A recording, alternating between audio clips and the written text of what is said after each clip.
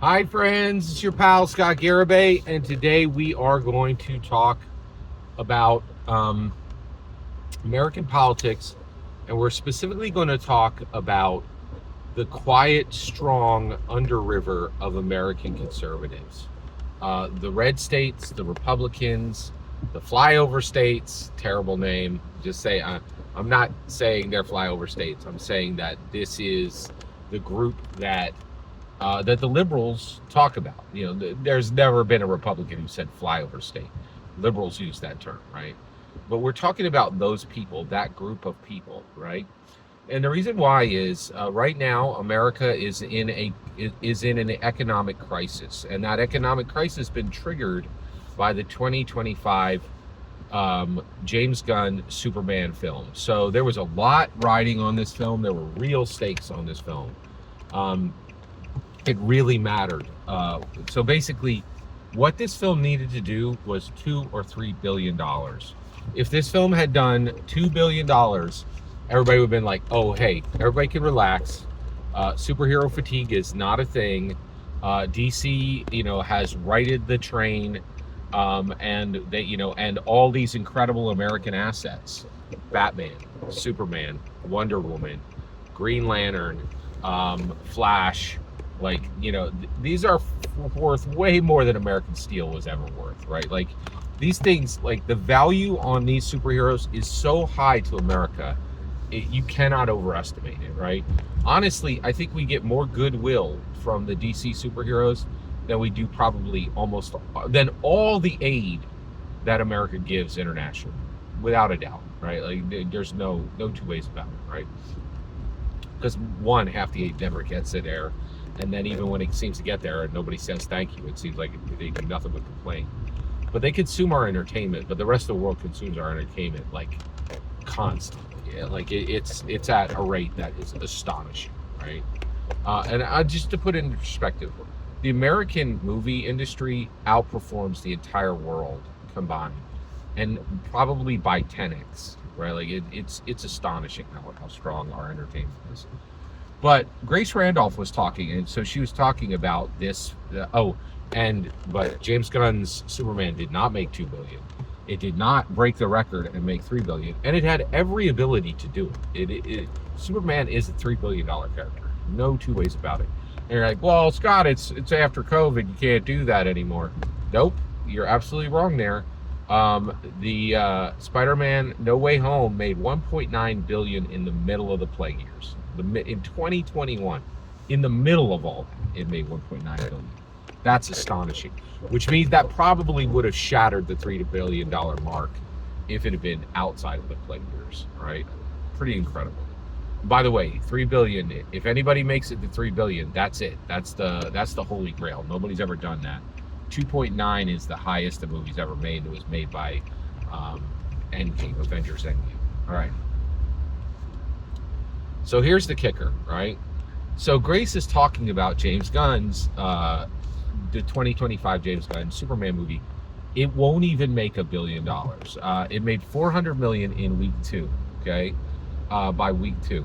And from tracking, that means it's almost guaranteed it won't even. They're now tracking it to make 700 to 800 million. No one, literally no one, is tracking it to make $1 billion, right? So it is a catastrophic, unmitigated economic failure that impacts the entire country, right? Like, this is a huge loss to America overall, and not a commercial loss, and not a cultural loss, like a real commercial loss to the entire nation, right? And it could cost us hundreds of billions of dollars to make up for this loss, right? Because we have to make up for that goodwill in other ways, right? Just to get whole, right? It's really incredible. Like, this is a really bad loss. So Grace comes in and she says, listen, here's how you unlock, how you really unlock a film, right? You have to get the red states to come out. She literally said, you have to get the red states to come out, right? What this means, and that's a political term. That's not a movie term, right? That shouldn't be showing up on Movie Math, right? Like, that should be showing up on a live stream from a movie reviewer, right? But it is because we don't, there's no veil anymore. There's no separation. There's no division. We're here now. We really have just arrived at a point where you have this situation where Hollywood and Washington are the same. They're both just making policy and law, right?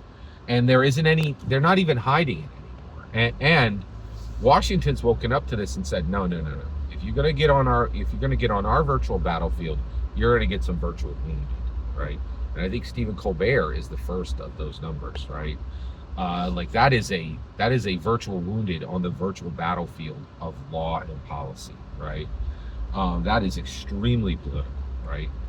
But I thought this was really fascinating because Grace was saying, basically what she was saying is that liberals go to the movies all the time. It makes sense. They have money and they have education, and those two things go together. They go to college, right? They get their bread up, right?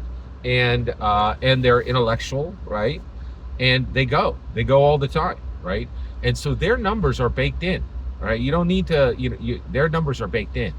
But Ma and Pa Kettle, nah, like they don't show, right? They are saving their money, right? These people are grit. They're out in the fields working, right? Like they're picking apples and they're doing actual real labor, right? They're growing food. They're raising livestock. These are people who do, like, they're filling in gravel holes, right? This is real laborers, right? They're not going to spend $18 on a film if it's like, oh, hey, you want to spend $18 to hear the Hollywood checkboxes again? Here's the Hollywood checkboxes. Your religion sucks, and we're going to mock you for it.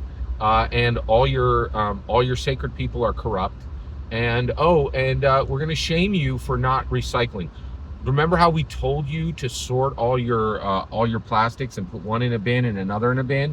Well, remember when you learned that did nothing and it's all going in the same hole? How dare you not do what we told you to do just because it's a ritual we told you to do, even though it did nothing? How dare you not do it, right? They're not going to pay $18 for that, right? So I thought this was fascinating, and I do think the conservatives are a lot more important than most people realize, and I think Grace Randolph highlighted that. Every single word you just heard in this video is my humble opinion. Nothing more, nothing less. The important part is when I get to hear your humble opinion, when you get in the comments and send your traffic. Please consider liking and subscribing, and have a fetch millennium.